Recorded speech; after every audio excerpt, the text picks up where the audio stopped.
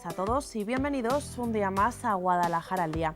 Comenzamos semana y eso sí, queremos que siempre estén en contacto con nosotros. Por eso os dejamos un número de teléfono, así como una dirección de correo electrónico y como no recordarles, siempre nos pueden encontrar a golpe de clic a través de nuestras distintas redes sociales y también en nuestro canal de YouTube.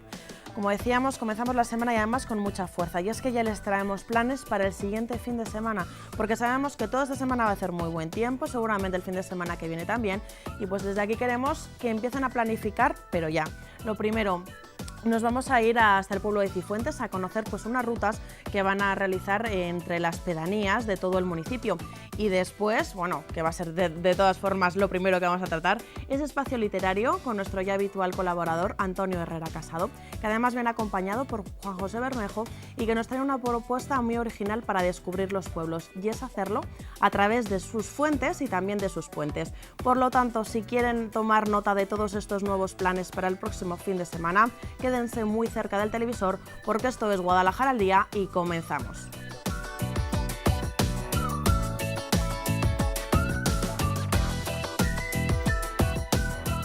Bueno, pues arrancamos la tarde de hoy lunes con este espacio literario que siempre viene de la mano de nuestro colaborador Antonio Herrera Casado. Buenas tardes. Muy buenas tardes. Y además te veo que vienes muy bien acompañado con Juan José Bermejo. Buenas tardes. Buenas tardes.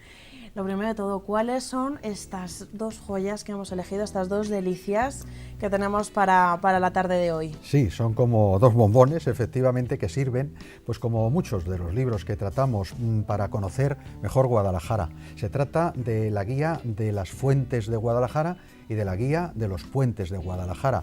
Y no son unos tratados, ni mucho menos técnicos, ni históricos, sino que son unas propuestas para descubrir Guadalajara a través de esas otras estructuras, de esas otras sorpresas que encierra la provincia en enorme número, como son sus fuentes, que las hay a cientos, y sus puentes que cruzan todos los ríos que nuestra provincia, pues de otra cosa no, pero de puentes es muy rica, y de ríos. ¿Desde cuándo conoce a Juan José y además cómo un poco surge esta sinergia para dar a luz a estos dos libros? Claro, nosotros hemos, yo le conozco porque es un hombre que se conoce muy bien Guadalajara, que lleva muchos años pateándola, recorriéndola e investigándola, y porque fuimos también pues colaboradores, coautores de un libro sobre Budia, que es de donde es él.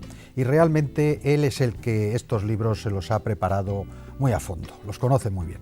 ¿Cómo surge, Juan José, la idea de hacer dos guías, además, sobre algo tan cotidiano, pero que a la vez es tan único como son los puentes y las fuentes que podemos encontrar en los municipios que recorremos? Mira, yo aquí he querido unificar mis dos pasiones, que es la fotografía y Guadalajara. Entonces yo siempre he pensado que Guadalajara es una de esas provincias desconocidas, pero que tiene pequeñas maravillas a cualquier paso que demos.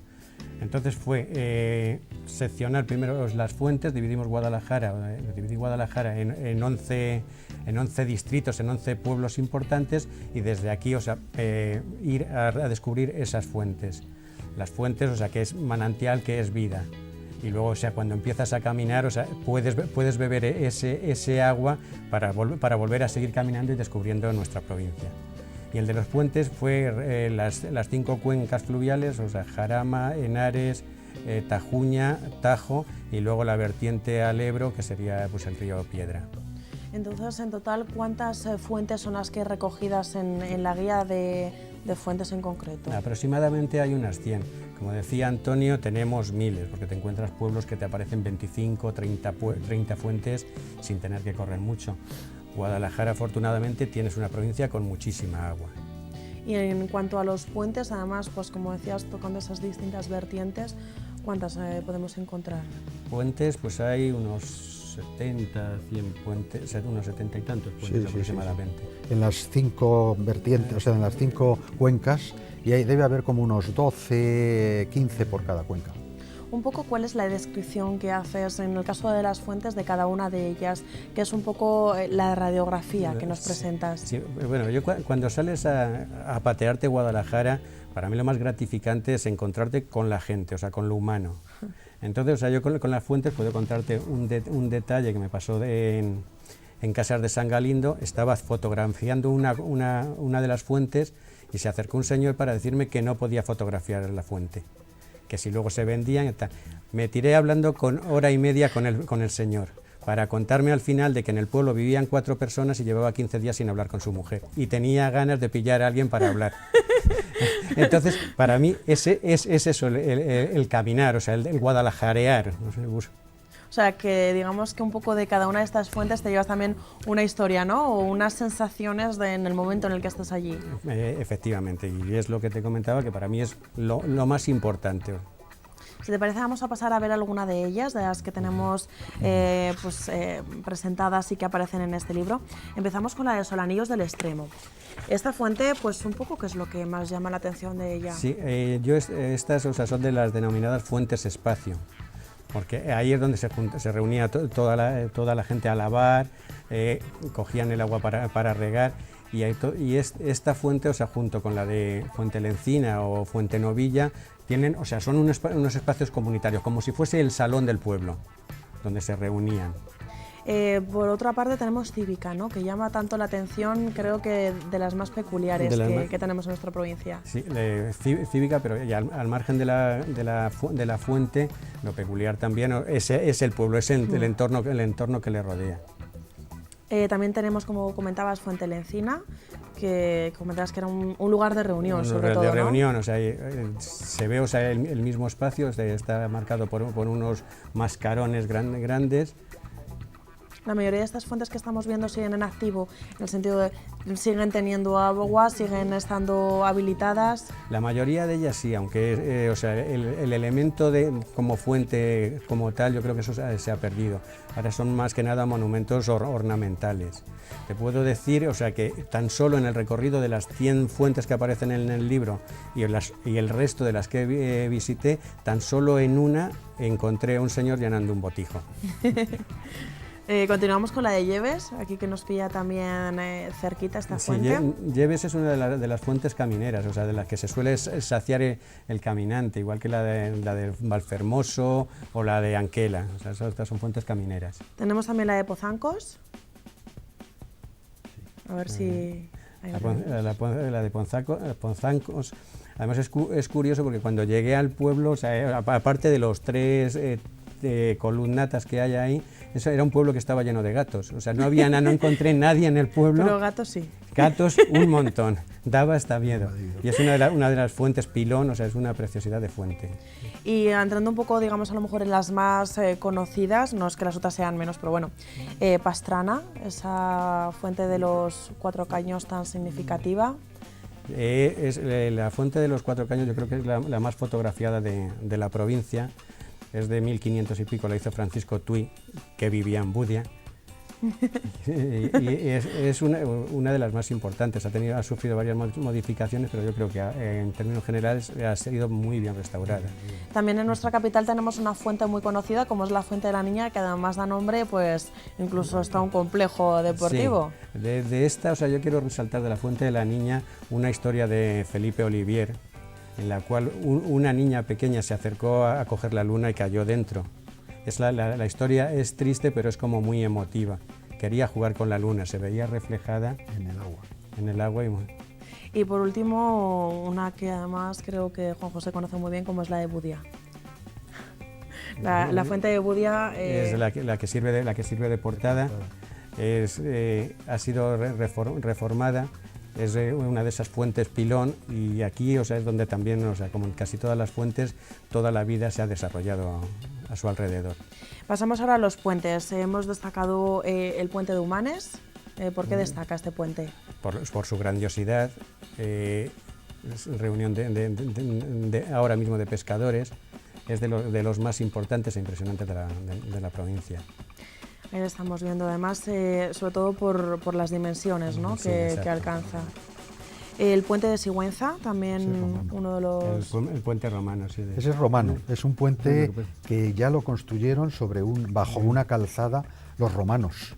No os pasa hoy ninguna carretera, pero hasta no hace muchos años la carretera pasaba por ahí. Encima, sí. Vamos a ver si... Vale, pasamos al de Tortuero. Tortuero, el enclave de Tortuero a mí me recordaba mucho a Asturias, la zona esa que Sí. es de lo poco conocido por su cercanía por su cercanía con Madrid, pero o sea, es de estos puentes que te encuentras y te maravillas de ellos, y efectivamente es muy parecido al de Cangas. Y aunque no tengamos la imagen, pero sí que es un puente muy conocido, por ejemplo, el de Molina de Aragón, ¿verdad? Sobre todo por ese color rojizo que tanto destaca. Yo creo que el de Molina, si hubiese que calificar a los puentes por belleza, por estatus, quizás fuese de los primeros de nuestra provincia. Un poco a la hora de presentar el libro y la estructura que tiene, presentas como un viaje, más o menos las fuentes van con un sentido, es decir, para que la gente pueda planificar, bueno, este fin de semana voy a hacer una ruta y aprovechando que voy a ver las fuentes, pues ya de paso efectivamente veo el pueblo en el que se encuentra. Efectivamente, o sea, tanto o sea, el libro de las fuentes como el de los puentes, como uno que hice con Felipe Oliver, que fue el de Rollos y Picotas, digamos que es el centro para desde ahí, o sea, moverte y ver los pueblos, ver el momento, gastronomía, digamos que es un nexo de unión, o sea, con la naturaleza y con lo que es nuestra provincia. Por último, comprometerte a lo mejor a que si puede quedarse con una fuente y también con un puente que pues cuando lo ve sí que le dice a lo mejor más que los demás. Pues mira, a mí uno de los puentes que me gustó, o sea, porque me fue además complicado encontrarlo, fue el de Valdeolivas, que está en Valtablado. Sí. Es un pueblo romano muy pequeñito, estaba medio derruido, y eso, o sea, es quizá el puente que yo me quedaría ahora mismo con ellos. Los demás son majestuosos, son muy grandes, pero son como más conocidos, más vistos. ¿Y en cuanto a las fuentes? Cuanto a las fuentes que quizás sea un poco más mi pasión, yo ahí me quedaría pues con unas cuantas, o sea, me quedaría pues con la de Budia. La de Budia no puede faltar. Por ejemplo, sí. Es el corazón del Alcarri. Con Budia me quedaría con alguna más, con 3 o 4 fuentes, pero me imagino que cualquier nacido que nos guste Guadalajara se quedaría con las 4 o 5 fuentes de su pueblo, porque todas son muy importantes. Antonio, ¿cuál es un poco lo que vamos a tratar en la próxima semana? Porque además es sobre algo que está teniendo lugar o que va a tener lugar ya mismo, ¿no? De forma inminente. Sí, la idea es pues a la semana que viene hablar y mostrar imágenes de lo que va a ocurrir mañana en Toledo, que va a ser la inauguración de la exposición antológica de A.H. Va a titularse la exposición Los libros de A.H. en Toledo, y es una muestra monográfica y muy amplia de toda la tradición y toda la evolución de la editorial durante 25 años y con 500 títulos. Yo creo que bueno, se está montando ya y mañana se inaugurará, y en fin, a la semana que viene veremos qué ha dado de sí. Vamos a ver un poco todas esas imágenes, cómo ha sido la acogida que ha tenido también en Toledo, porque A.H. Ediciones no solo se queda en Guadalajara, sino da ese salto, también pues abarca muchos temas de la provincia, como ya hemos visto. Y de la región también. Bueno, pues muchísimas gracias, Juan José. Gracias también a Antonio Herrera Casado una vez más por darnos este precioso rincón literario, que eso sí, no dejamos de aprender. Muchas gracias. Gracias. Y ahora pues nos vamos a conocer el convenio de médicos, que ya queda firmado para todas esas personas que habían perdido su tarjeta sanitaria puedan ser atendidas y de esta manera reciban los tratamientos necesarios para sus enfermedades. El convenio lo han firmado entre Cruz Roja, el Colegio de Farmacéuticos y el de Médicos. Y hoy pues nos han explicado todos los detalles de cómo se van a coordinar para que esto pueda funcionar. Cruz Roja, el Colegio Oficial de Farmacéuticos de Guadalajara y el Colegio Oficial de Médicos han firmado el convenio a través del cual aquellas personas que han perdido su prestación sanitaria y que no tienen recursos para costearse sus tratamientos médicos podrán ser atendidos con todas las garantías. Desde Cruz Roja han explicado que vieron esta necesidad cuando había personas que no solo no tenían tarjeta sanitaria, sino que además padecían enfermedades desde hacía tiempo que no se habían tratado. Algunos de los usuarios tienen enfermedades que llevan sin atender muchos meses, algunos un año, ¿verdad? Y en ese sentido, pues vemos que no han tenido ni un control siquiera, ni un seguimiento, nada de nada. Ahora, con la firma de este convenio y después de acreditar la falta de recursos de quienes lo necesiten, se garantiza la atención médica que se hará bajo demanda. Recibiremos información y nos dirán el martes van 4. Diremos que vengan a partir de tal hora. Habrá un médico de familia que verá a los pacientes y hará con ellos lo que tenga que hacer. El coste de los profesionales será prácticamente cero porque se contará con médicos y farmacéuticos voluntarios. Sin embargo, las recetas sí supondrán un gasto que se prevé cubrir con los aportes de los farmacéuticos voluntarios y con la aportación de Cruz Roja.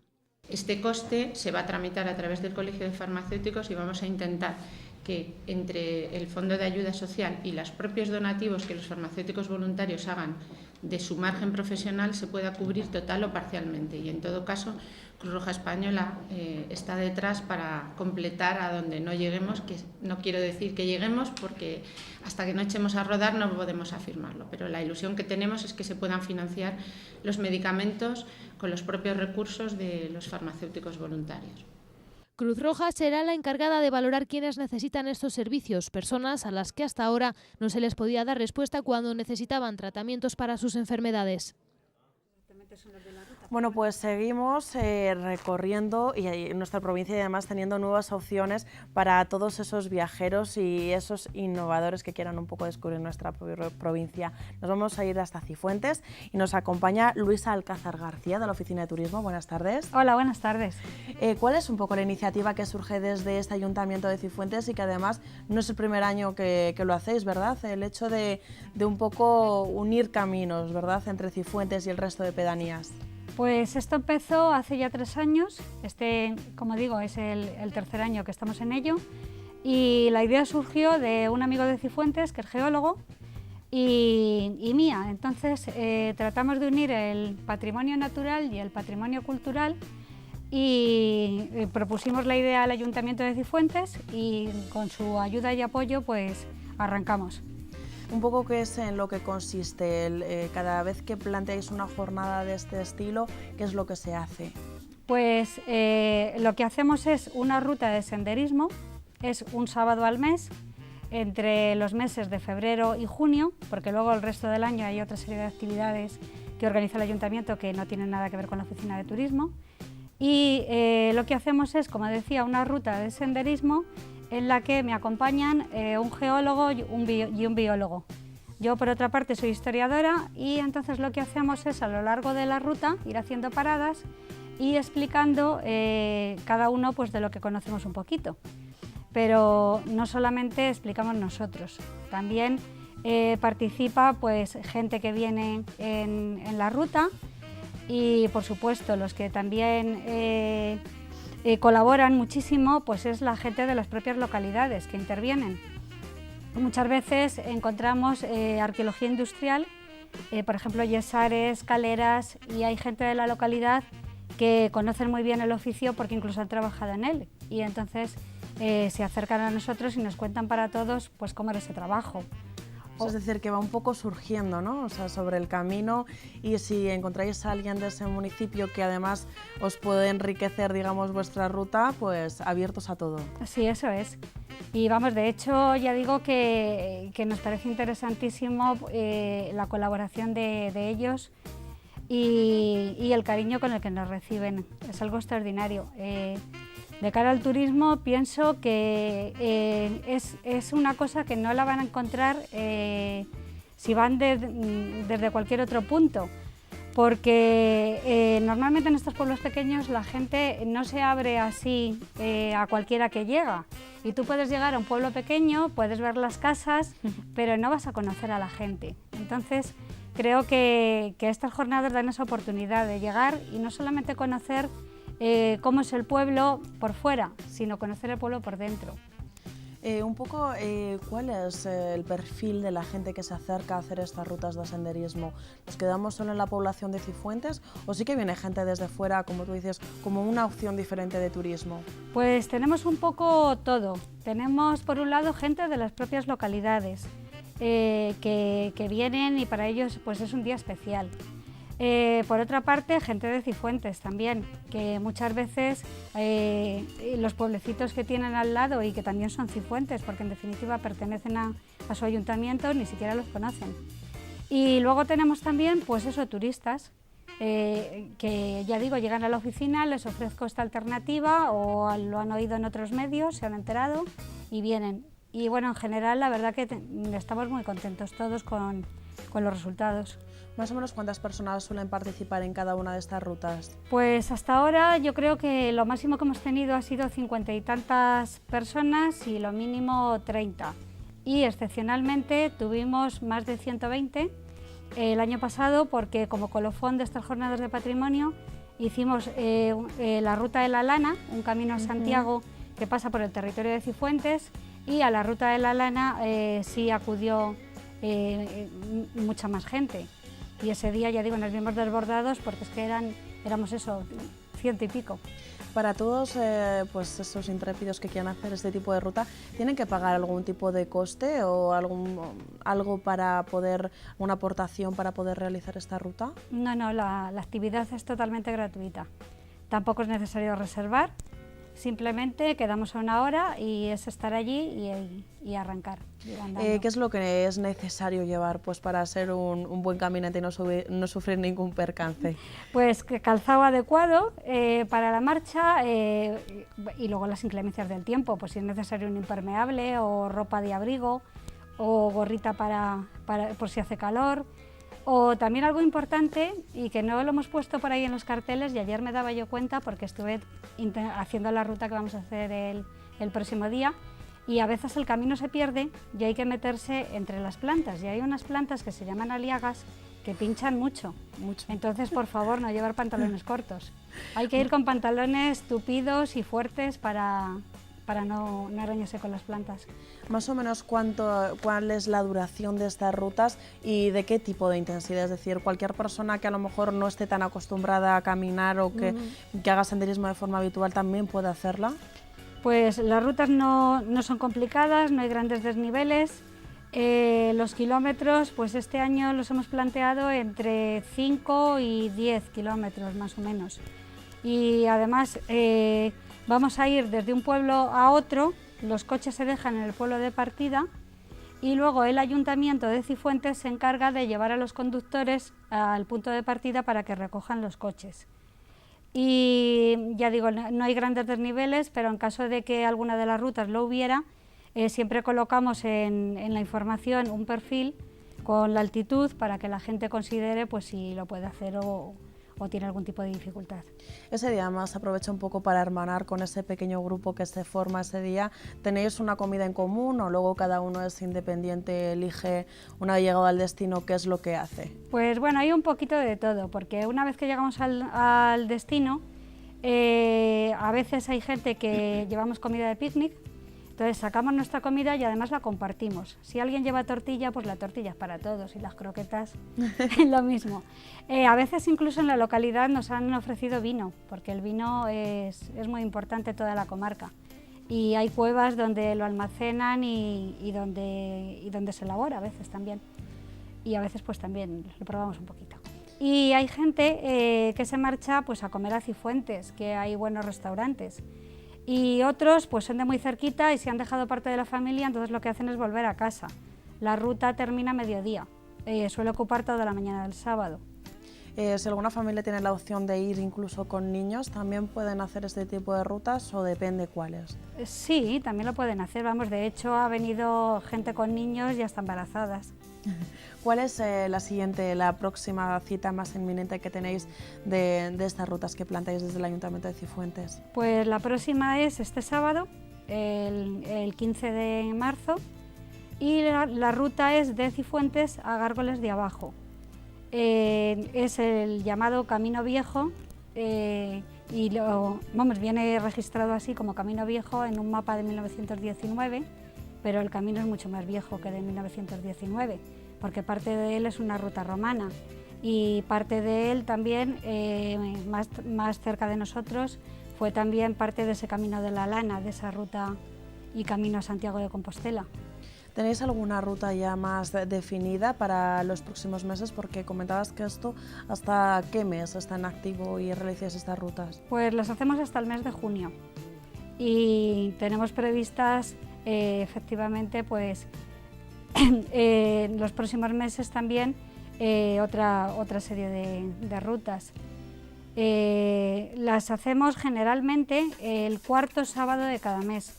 Excepcionalmente esta vez va a ser el 15 de marzo, pero normalmente para quedarse un poquito así con la idea y tener algo fijo, siempre han sido y seguirán siendo el cuarto sábado de cada mes. Toda esta información acerca de las rutas, ¿dónde se pueden encontrar? ¿En la página web del propio ayuntamiento? ¿Es donde está registrado estas rutas o tenéis una página web para promocionarlo? Pues tenemos la página web, efectivamente, del ayuntamiento, que es www.cifuentes.es.